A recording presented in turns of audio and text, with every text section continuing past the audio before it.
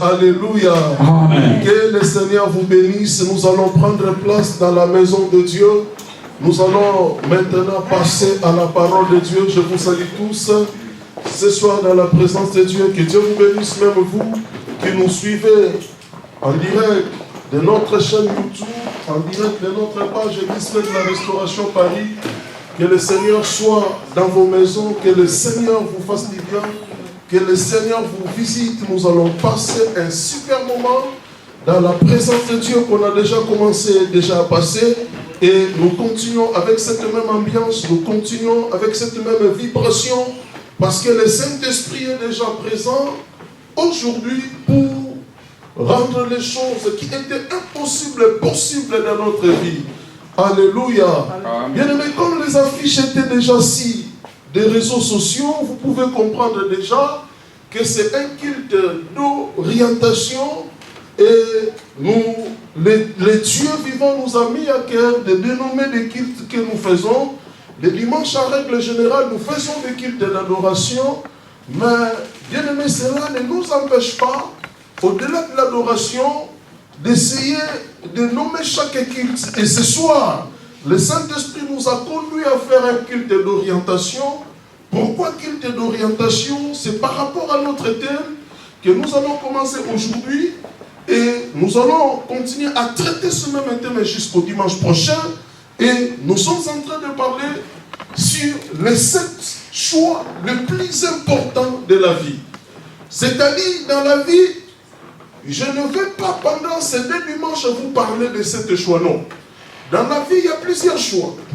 Mais parmi tous ces choix que nous pouvons constater, le Saint-Esprit nous a mis à cœur, ensemble avec l'Esprit de Dieu, dans une étude approfondie, on a essayé de répertorier 7 choix qui sont très capitales, qui sont très importants pour chaque enfant de Dieu, pour chaque personne sur la terre.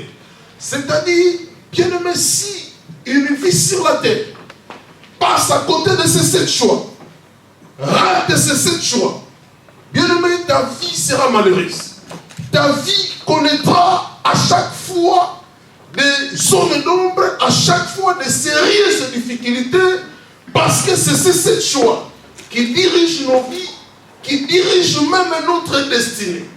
Une destinée, bien aimé, qui rate ces 7 choix, sache-le que ta destinée sombrera dans les ténèbres, ta destinée sera même enterrée. Pourquoi? Parce que ta destinée a raté la cible, qui est les 7 choix qui sont très importants pour chaque vie sur terre. Alléluia.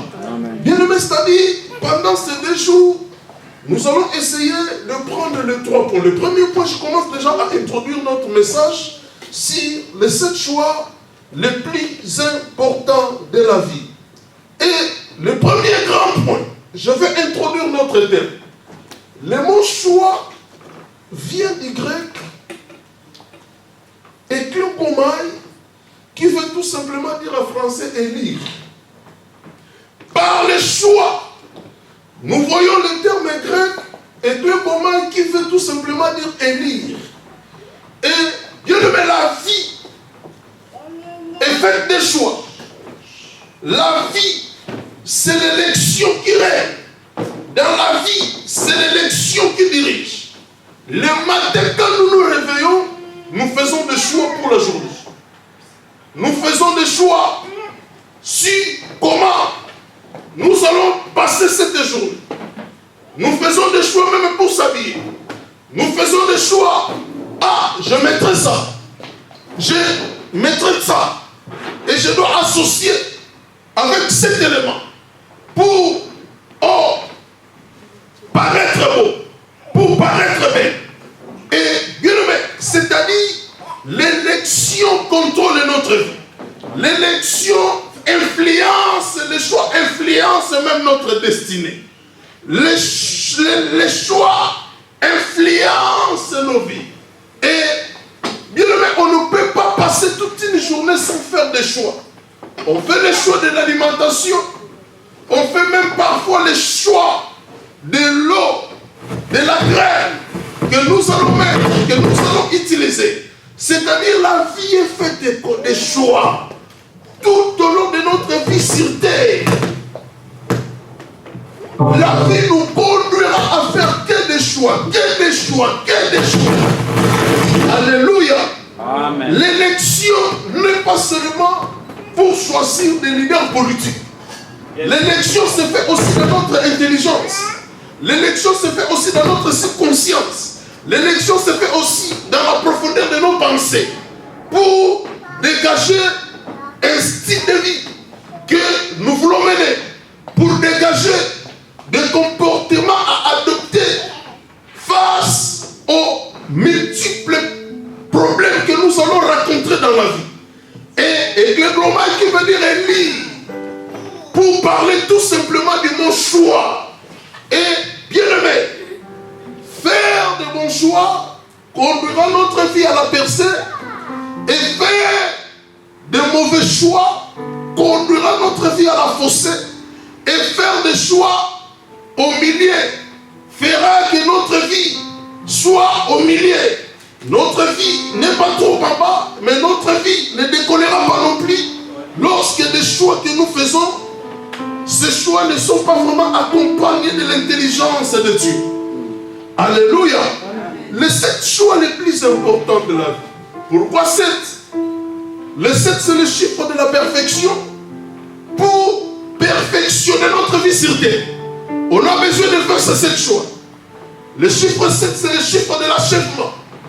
Et, bien aimé, c'est-à-dire, pour que nous puissions achever, pour que nous puissions arriver au sommet, au zénith de nos pensées, de notre vie, de nos projets, on a besoin de diriger nos cœurs en fonction de ces 7 choix.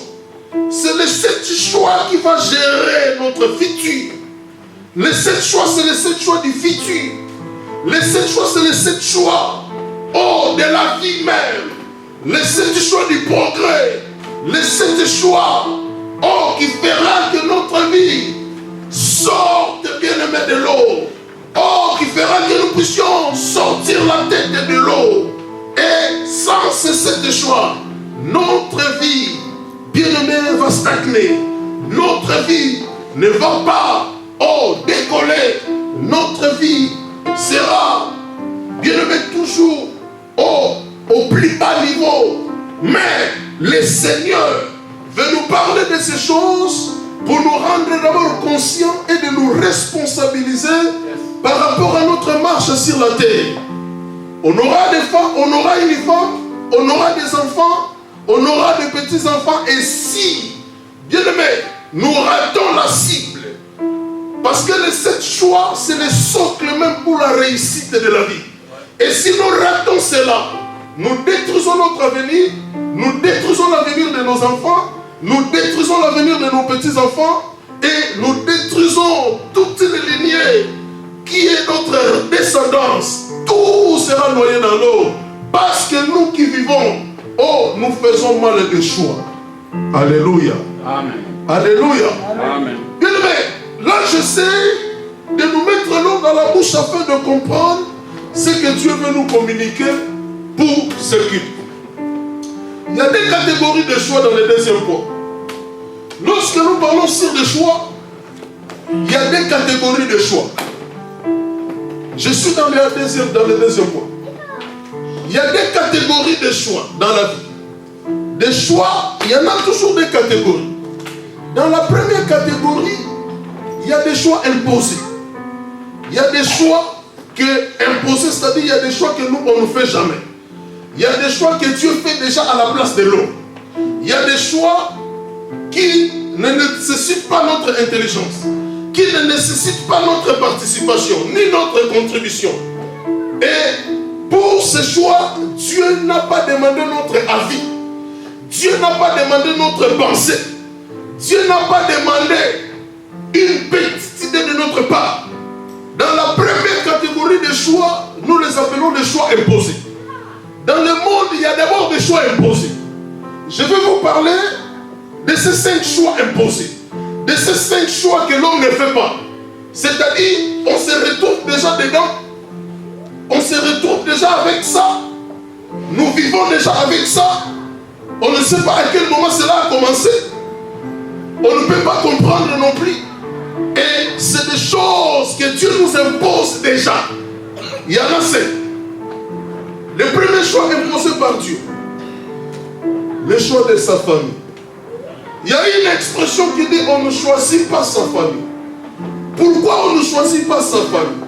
C'est-à-dire lors de la naissance, je constate directement un monsieur à côté de moi qui est mon père, et je constate aussi une dame à côté de moi qui est ma mère. Je ne l'ai pas choisie, même si elle est moche. Et c'est là, Dieu ne demande pas notre avis. Dieu ne demande pas notre contribution si nous voulons une telle mère ou pas, si nous voulons un tel père ou pas. Parfois même ces messieurs en question est même sorcier, mais Dieu nous l'impose par le Père. Amen. Dieu est le premier choix dans la catégorie des choix imposés. Le choix que Dieu nous impose, le choix que Dieu ne nous laisse pas le temps de coopérer avec lui, c'est d'abord sa famille. Dieu nous impose des parents, Dieu nous impose des frères, parfois des frères bandits, parfois des frères qui ne connaissent pas Dieu. Et toi, tu es un bon chrétien. Et toi, ta vie, il n'y a pas de microbes. Mais tu vis dans une famille où il y a des bandits, où il y a des gens qui se méconnaissent. Mais parfois c'est là, bien-aimé, ça essaye un peu de salir ton image en tant que croyant. Mais tu n'as pas choisi, ces gens-là, pour qu'ils soient tes frères.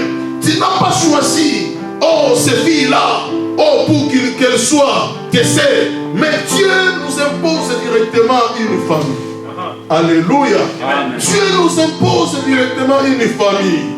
Et bien aimé, le mal dans tout ça, quand la chair constate que le père de l'autre est ministre, le père de l'autre est président, mais ton père est chômeur, ton père est, bien aimé, dans une vie vraiment compliquée, et il attend même l'aide de ta part, toi qui es encore enfant. Et bien aimé, tout ça, ça énerve parfois. Lorsque nous faisons une lecture, pas spirituelle, mais une lecture physique, en utilisant l'intelligence humaine, parfois cela nous fait mal.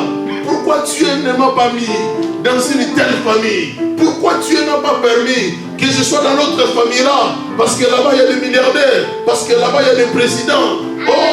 Récemment là, on vient de publier la photo d'un garçon. On dit c'est l'enfant le plus béni de Dieu. Cet enfant-là, bien aimé, c'est l'enfant de notre fée Omar Bongo et notre regretté Edith.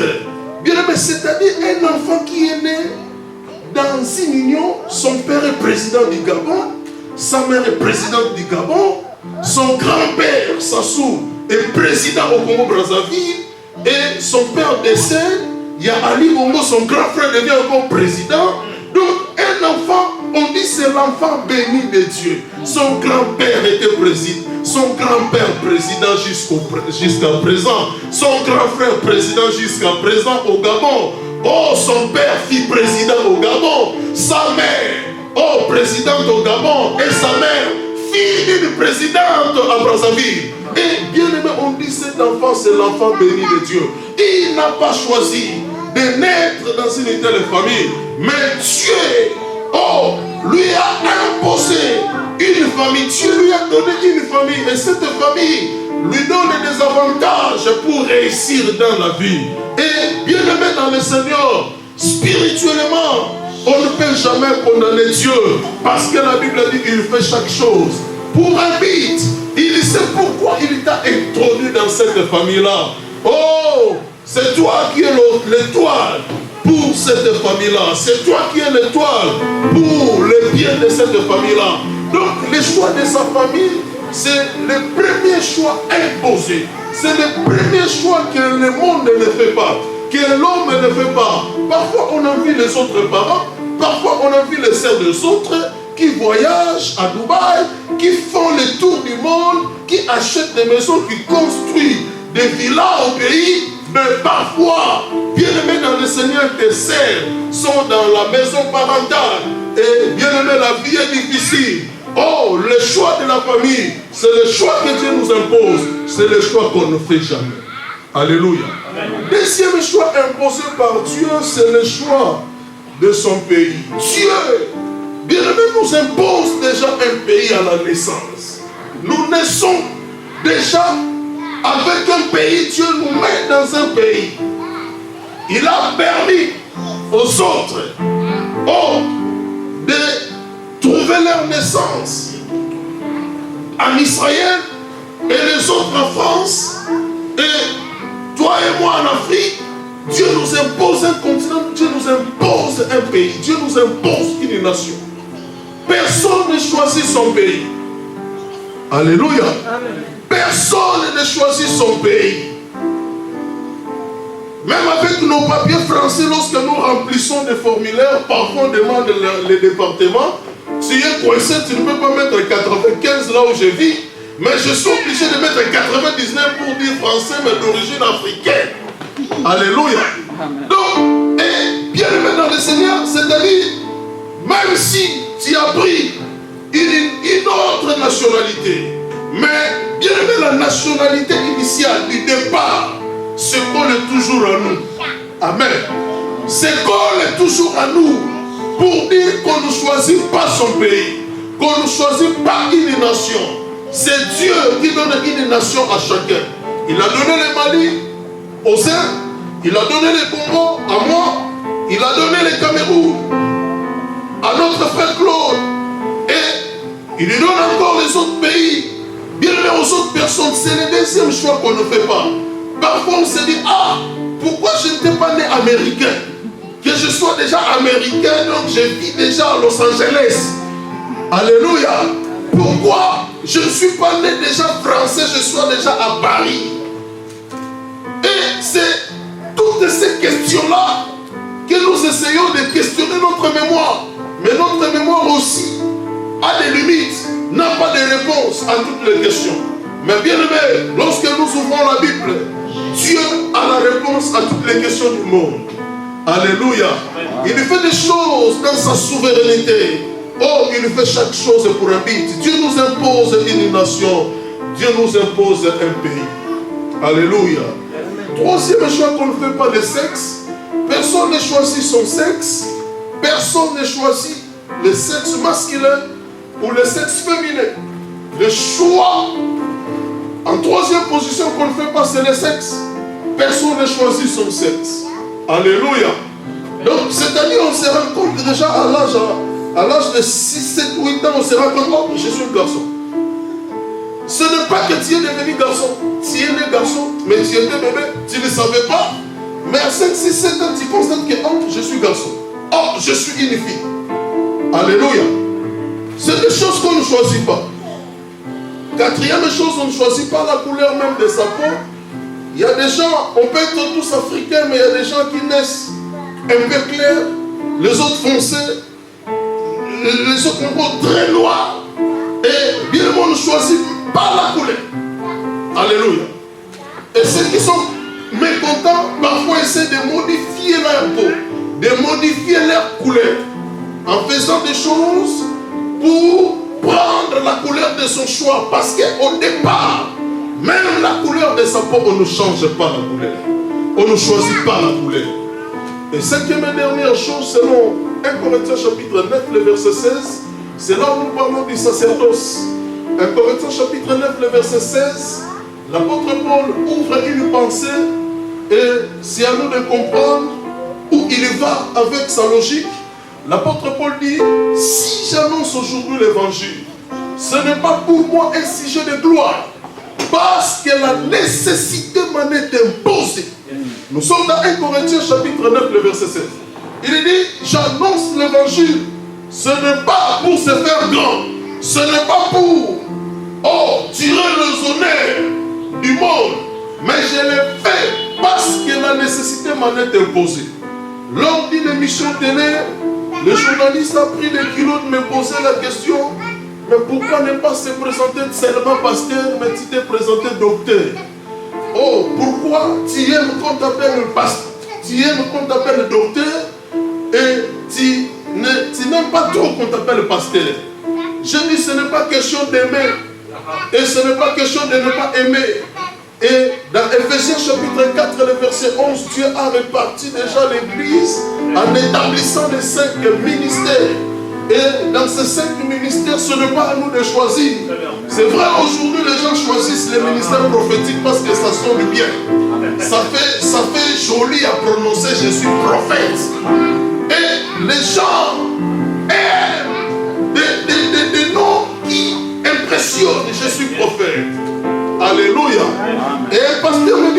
aujourd'hui, vraiment, Dieu n'appelle plus de docteurs. Pourquoi Dieu n'appelle plus de docteurs? Bien-aimé, j'ai répondu aux journalistes, ce n'est pas question d'aimer. C'est Dieu qui choisit les sacerdoces, qui choisit le ministère pour chacun de son peuple. Il l'a jugé bon depuis l'éternité. Oh, j'étais encore une masse informe. Et il a jugé bon de me coller cette étiquette de doctorat. Il me donne ce ministère. Il y a des gens qui m'appellent apôtre, j'accepte. Il y a des gens qui m'appellent pasteur, j'accepte. Il y a des gens qui m'appellent frère Paul, j'accepte. Il y a des gens qui m'appellent évangéliste, j'accepte. Mais moi, si je me présente, j'ai l'habitude. Récemment au Maroc, j'ai dit je suis aussi pasteur par fonction, mais non par ministère. Par fonction, parce que j'ai fait cette fonction. Je dirige les églises au Maroc, je dirige ici. Et oui, je suis pasteur parce que j'ai fait cette fonction. Mais lorsqu'il s'agit de parler de l'appel, c'est là où je dis docteur parce que je suis appelé dans ce ministère-là. Alléluia. Bien-aimé dans le Seigneur, le ministère c'est quelque chose qu'on ne choisit pas. Et c'est simple. Même si tu t'imposes toi-même un ministère, mais le résultat sur le terrain, oh, ça fera sentir que tu ne l'es pas. Bien-aimé, tu peux dire tu es docteur. Si tu ne l'es pas, tu ne l'es pas. Moi, je n'ai pas besoin que quelqu'un me donne son ministère. J'ai l'habitude de dire, je n'ai pas besoin que quelqu'un me présente devant moi pour me dire je suis tel.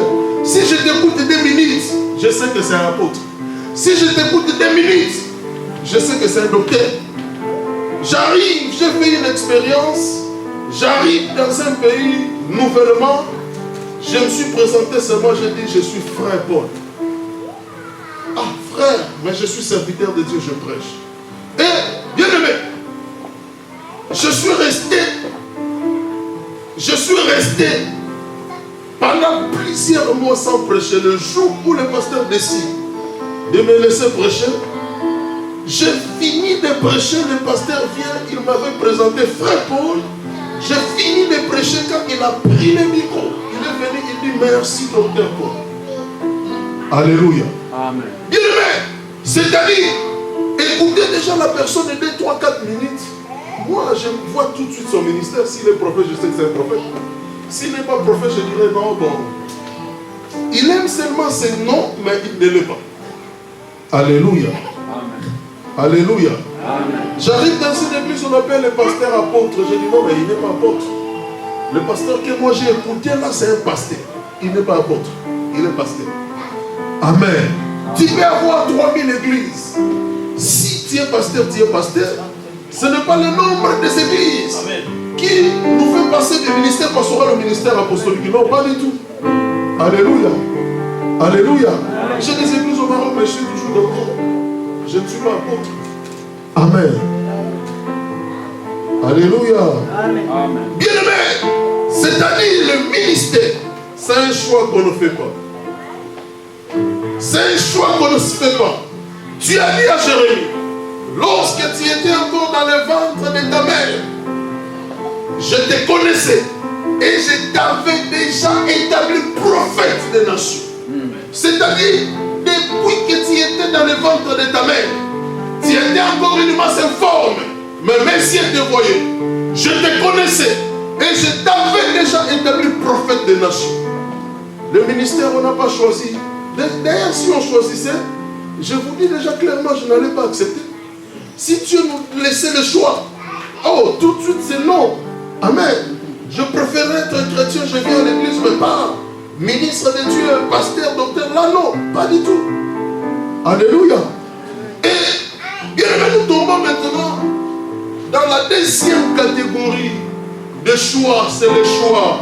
Oh, bien aimé, le choix que Dieu ne nous impose pas, mais c'est à nous de le faire.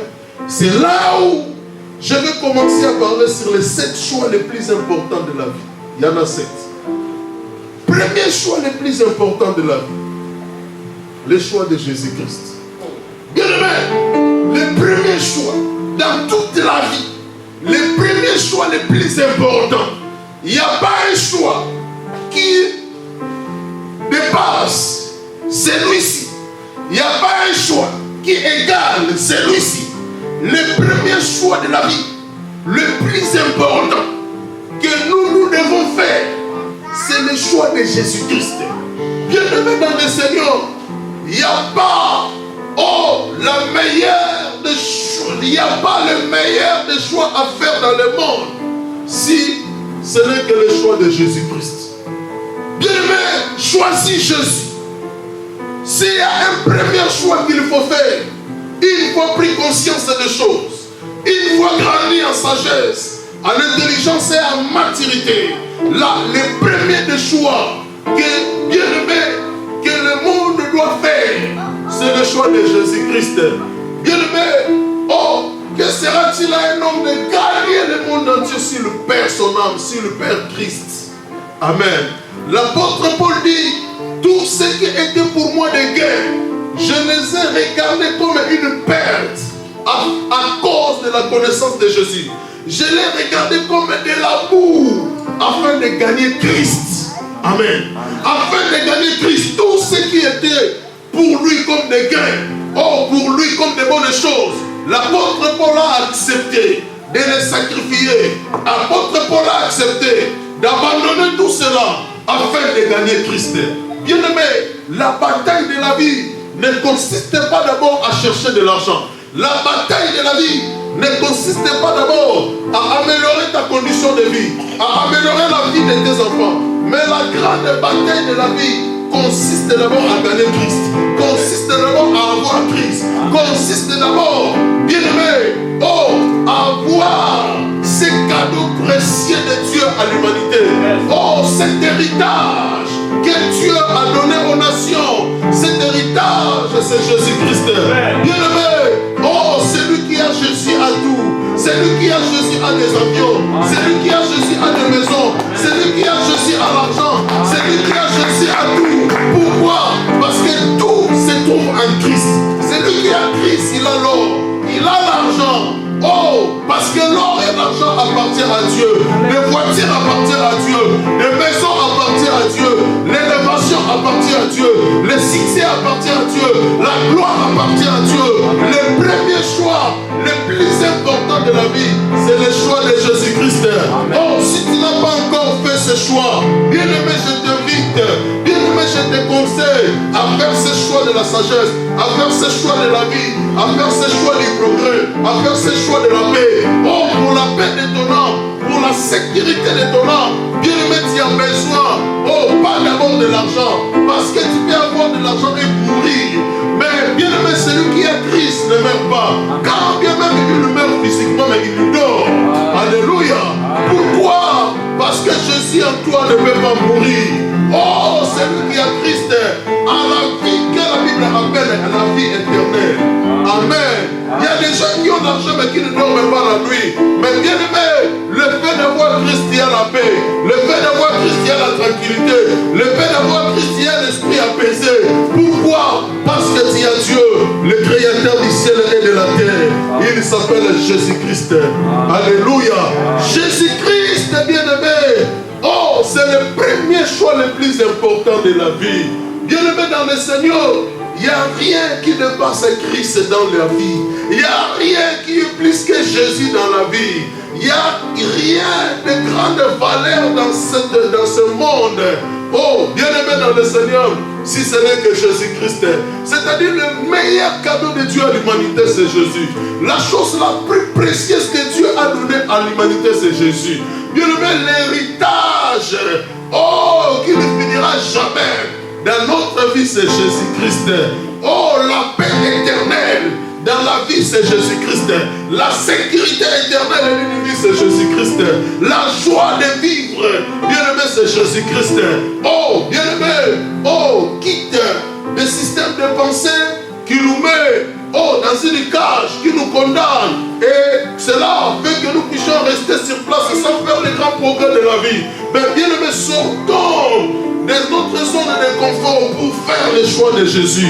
Jésus-Christ va transformer ta vie. Jésus-Christ va te donner le monde. Jésus-Christ va te donner la vie. Jésus-Christ va, bien-aimé, faire de toi ce que le monde, ne fera jamais de toi. Jésus fera de toi, bien-aimé, ce que ta famille ne peut jamais faire de toi. Jésus fera de toi ce que les politiques ne verront jamais de toi. Oh Jésus, c'est un homme qui nous aime d'un amour vrai, d'un amour sincère, d'un amour, oh bien-aimé sans micro, d'un amour sincère et vrai. Oh, le premier choix le plus important de la vie, bien-aimé dans le Seigneur, c'est Jésus-Christ. Alléluia. Amen. Oh, c'est Jésus. Lisons Luc chapitre 10, le verset 38 jusqu'au verset 42. Luc chapitre 10, 38 à 42. Premier choix le plus important de la vie, le choix de Jésus-Christ. La Bible dit, Luc chapitre 10, 38 à 42. La Bible dit, comme Jésus était en chemin avec ses disciples, il entra dans un village et une femme nommée Marthe les reçut dans sa maison. Elle avait une sœur nommée Marie qui s'était assise au pied du Seigneur, écoutait sa parole. Marthe, occupée à divers soins domestiques, servait et dit, Seigneur, cela ne te fait-il rien que ma sœur, oh, me laisse seule pour servir? Dis-lui donc de m'aider. Le Seigneur lui répondit, Marthe, Marthe, tu t'inquiètes et tu t'agites pour beaucoup de choses. Une seule chose nécessaire. Marie a choisi la bonne part qui ne lui sera point ôtée. Marie a choisi, a fait le choix, a choisi la bonne part qui ne lui sera point ôtée. Bien aimé, ici nous sommes à Bethanie, dans la maison de Lazare, Marie et Marthe. Et Jésus est venu rendre visite à cette famille qu'il aimait beaucoup. Et une fois arrivé, Marthe, la sœur aînée, était là. Elle faisait à manger pour Christ. Elle se souciait, elle se tracassait pour que Jésus ait de quoi manger. Mais pendant ce temps, sa jeune sœur Marie était assise au pied de Jésus. Elle écoutait la parole de Dieu. Et Marthe, elle voulait persuader Jésus-Christ de libérer Marie pour que Marie aille l'aider dans la cuisine, pour que les choses avancent afin que Christ mange vite. Mais, bien aimé, la réponse de Jésus était surprenante. Marie croyait que Jésus va libérer. Marthe croyait que Jésus va libérer Marie.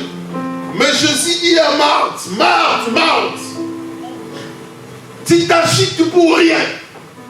C'est-à-dire, tu te donnes du boulot pour rien. Il sait les choses nécessaires. Pas des choses, pas trois choses. Il dit, il sait les choses nécessaires. Marie, ta petite sœur, a choisi la bonne part.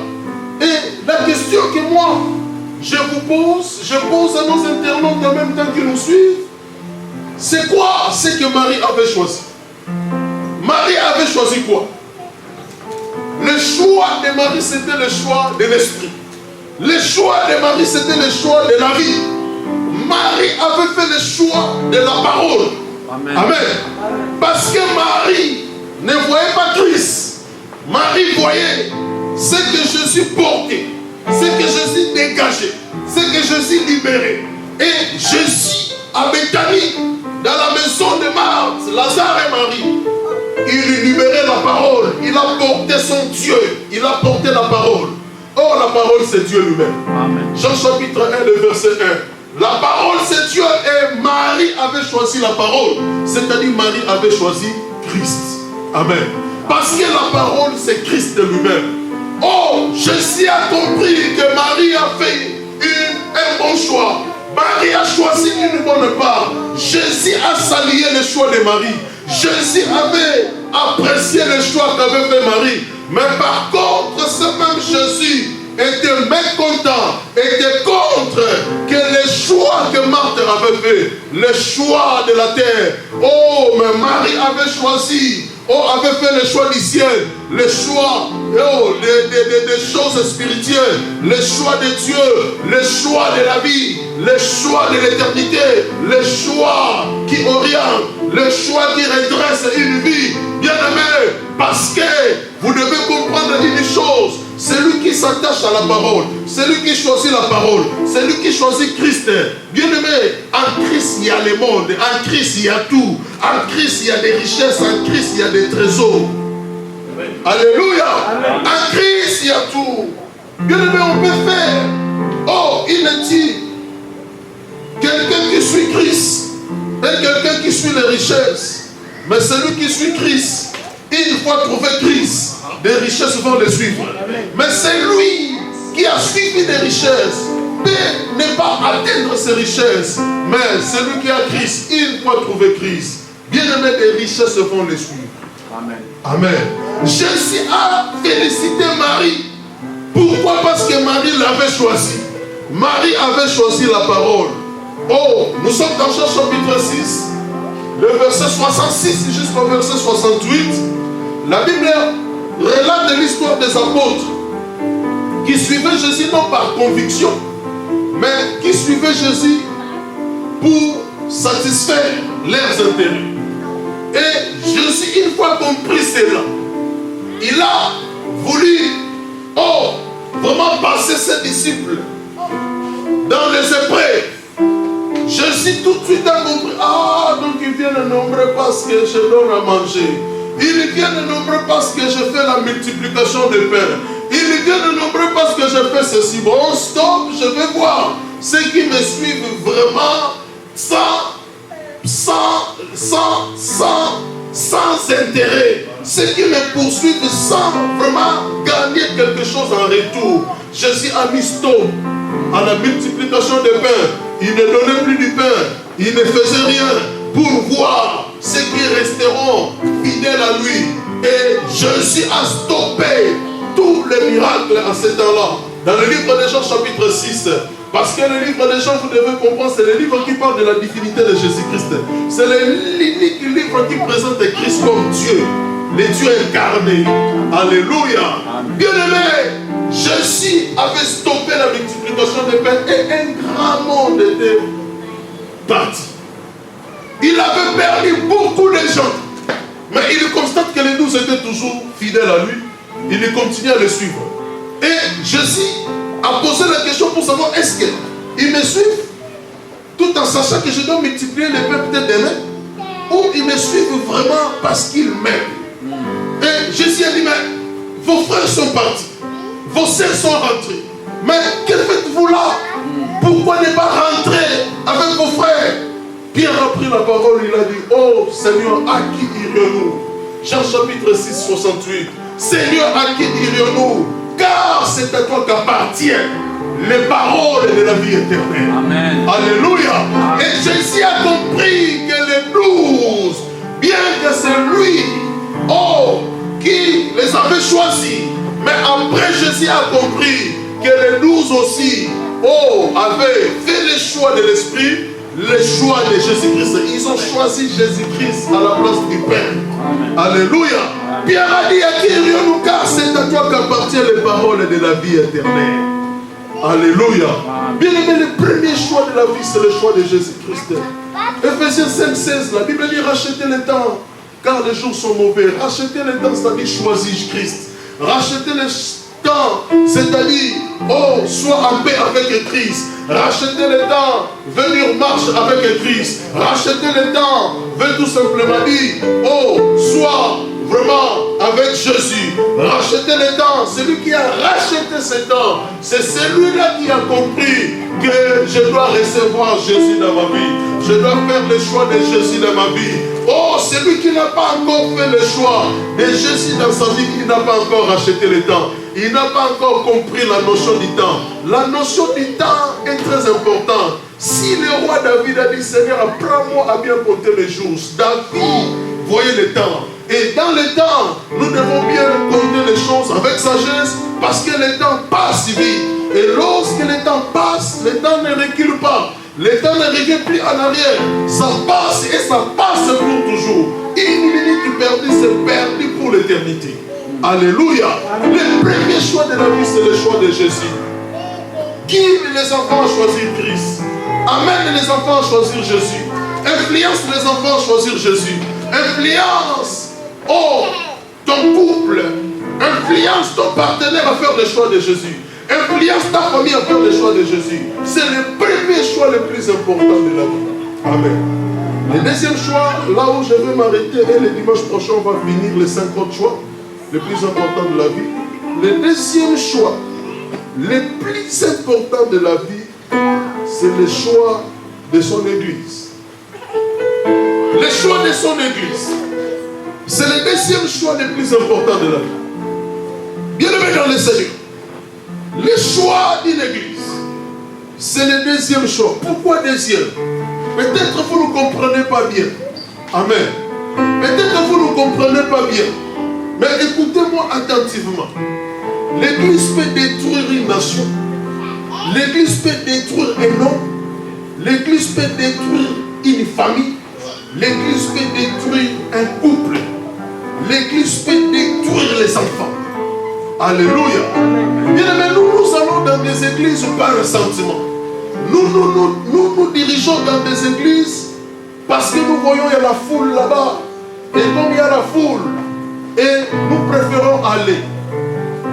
Je suivais la prédication de mon petit David ce matin à l'église. Et David a dit une chose. Il a dit, on ne part pas dans une église parce qu'il y a la foule. Oui, c'est vrai. Mais on part dans une église, il a évoqué la qualité de la vision. Il faut voir la qualité de la vision. Alléluia. Alléluia. Amen. Et je vais compléter David ce soir. Vous savez, on ne choisit pas l'église parce qu'il y a la foule comme David a dit, c'est vrai. On choisit l'église là où nous voyons la vision. Oh, c'est une bonne vision. La qualité, ça dit quelque chose de bien. Donc ça dit la bonne vision. Mais c'est quoi cette vision? La vision. Je prends ma veste d'enseignant. La vision, c'est le programme de Dieu pour le salut de l'humanité. C'est ça que nous appelons vision. Lorsque nous parlons de la vision, il s'agit d'un programme de Dieu pour le salut de son peuple, mais confié à un homme. Comme moi, Dieu m'a confié une vision. Dieu m'a confié une vision, c'est-à-dire il m'a donné un programme. Cela n'est pas mon programme, mais c'est le programme de Dieu. Et ce programme consiste à sauver l'humanité. Lorsqu'il y a une vision, n'a pas pour objectif de sauver l'humanité, d'amener les gens au salut, bien aimé, ça, ce n'est pas une vision de Dieu. La vision qui vient de Dieu a pour objectif de sauver les vies. C'est tout un programme que Dieu t'accorde. Et avec ce programme, et bien aimé, il me confie cela la tâche. Il me confie tout simplement la responsabilité. Et l'objectif de toute vision qui vient de Dieu, c'est de sauver les vies. Amen. Alléluia. C'est de sauver l'humanité. Et par la vision, c'est là où Dieu maintenant donne un message pour accompagner cette vision. Et moi, Dieu m'a dit de parler de la restauration, c'est mon message. J'enseigne sur la restauration. Je vais donner tous les enseignements de la Bible. Mais le socle de mon message, la base de mes messages, c'est la restauration. Nous martelons sur la restauration. Nous tardons sur la restauration. Nous développons la restauration. Pourquoi? Parce que c'est le message que Dieu nous a donné pour sauver les vies. Oh, il faut que le cœur des gens soit restauré. Il faut que la vie de ses enfants soit restaurée. Il faut que les gens reviennent à lui. Oh, bien-aimé dans le Seigneur, il faut que les gens arrivent à réparer ce qui se détruit dans notre vie pour construire Dieu, pour construire la spiritualité, pour construire la vie de Dieu, pour élever l'autel de Christ dans notre vie, pour que notre vie commence à adorer que Dieu. Alléluia. Bien aimé, aujourd'hui nous allons dans les églises parce qu'il y a la foule, parce qu'il y a beaucoup de gens. Oh, oui, j'aime avoir une grande église avec la foule, avec beaucoup de gens. Pourquoi? Pourquoi? Parce que je dis oui, j'ai des capacités de gérer, j'ai les capacités de paître. Dieu m'a donné les atouts pour orienter, former, diriger, c'est-à-dire j'ai besoin de la foule. Mais, on ne demande pas la foule tant que tu n'as pas la capacité de gérer ces personnes, de former ces gens, de diriger ces gens, d'orienter bien ces gens. Moi, quand je dis, Seigneur, donne-moi la foule, parce que je dis, mais tu m'as aussi donné des atouts, des capacités pour gérer cette foule. Amen. Tu m'as donné la parole, qu'il faut pour donner à cette foule. Alléluia. choisit une église par rapport à la vision de l'église et par rapport au message qu'il prêche. On choisit une église par rapport à leur confession de foi. Ils croient sur qui ils croient, ils fondent leur foi. Sur quoi exactement? Alléluia. Et, bien aimé, parce que nous voyons les églises, les gens ne portent pas des chaussures, ils marchent pieds nus, les gens ne se lavent pas, ils mettent des cendres, ils portent des sacs, c'est-à-dire, bien aimé, les faits de choix, de faire mal les choix de l'église, détruira ton avenir, détruira ta vie. J'ai croisé des gens qui ne regardent pas la télé parce que c'est leur église. J'ai croisé des gens, bien aimés dans le Seigneur, qui refusent la transmission au nom de leur église. J'ai croisé des gens qui refusent telle chose au nom de leur église. Et bien aimés, beaucoup de familles perdent leurs enfants. Beaucoup de familles, leurs enfants, bien aimés, c'est déraillent. Pourquoi? Parce qu'ils ont fait un mauvais choix de l'église. Je vois quelqu'un très simple. Oh non, Dieu m'a dit de me dépouiller. Je fais ça comme ça. Bien aimé, c'est-à-dire, le deuxième choix le plus important de la vie, c'est le choix d'une église. Hébreux chapitre 10, le verset 25. N'abandonnons pas notre assemblée. Si la Bible dit n'abandonnons pas notre assemblée, les apôtres, parce que le livre des Hébreux, l'auteur reste inconnu, mais vous savez, nous les théologiens, en faisant bien le titre des épîtres, on peut voir que cela a été écrit entre guillemets par l'apôtre Paul. Alléluia. Et bien aimé, si entre guillemets l'apôtre Paul dit n'abandonnons pas notre assemblée, l'apôtre ne fait pas allusion à toutes les assemblées. Non. L'apôtre fait allusion dans de bonnes assemblées. L'apôtre fait allusion dans de bonnes églises. Si vous avez une bonne église, si vous avez une communauté, on prêche Jésus, il y a la sainte doctrine, il y a la qualité du message. Nous voyons la qualité du message. Et on ne fabrique pas une vision. Parce qu'il y a des communautés qui commencent à fabriquer des visions. Ils ne fabriquent pas une vision. Même si je dors, je fais 5 jours sans manger, affamé, si tu me demandes la vision de l'église, je te dis, même dans mon sommeil le plus profond, je te le dis. Amen. Et, bien aimé, là où il y a la vision, là où la qualité du message est bonne, là où on présente la saine doctrine, là où on met en avant Christ, là où on ne présente pas, on ne fait pas de culte de personnalité, mais nous élevons Jésus. Nous élevons le Seigneur. Nous adorons que Jésus. Les noms des gens ne nous intéressent pas. Les noms du pasteur ne nous intéressent pas. Oh, bien aimé, là où on présente Jésus. Quelqu'un m'a posé la question récemment, est-ce que tu as besoin d'être connu? Je dis, bon, moi, je veux d'abord que mon ministère soit connu. Amen. Je dis, moi, pas tellement moi, mais moi, ce qui me préoccupe, c'est que le ministère soit connu, le ministère aille de l'avant, pas moi. Alléluia. Bien aimé dans le Seigneur, l'église peut détruire l'éducation. L'église peut diviser des couples aujourd'hui. Lorsque l'église, on a mal choisi l'église, bien aimé, tu ne seras pas en paix. Tu auras toujours des problèmes. Amen. N'abandonnons pas notre assemblée comme cela est la coutume de quelques-uns. Bien aimé, si vous avez une bonne église, même si nous sommes aidés, comme ici, même si on n'est pas beaucoup, mais si vous avez une bonne église, là où on présente que Christ, là où il y a Dieu, il y a le vrai Dieu, le créateur du ciel et de la terre, et la parole de Dieu est bien prêchée. Bien aimé, pourquoi ne pas rester dans une telle église? Pourquoi ne pas soutenir une telle église? Pourquoi ne pas même donner des moyens pour que ce ministère aille de l'avant? Pourquoi ne pas faire de manière à ce que, bien aimé, cette église progresse, école, prospère? Pourquoi ne pas réunir nos forces pour soutenir une telle église? Le choix d'une église, c'est le deuxième choix le plus important de la vie.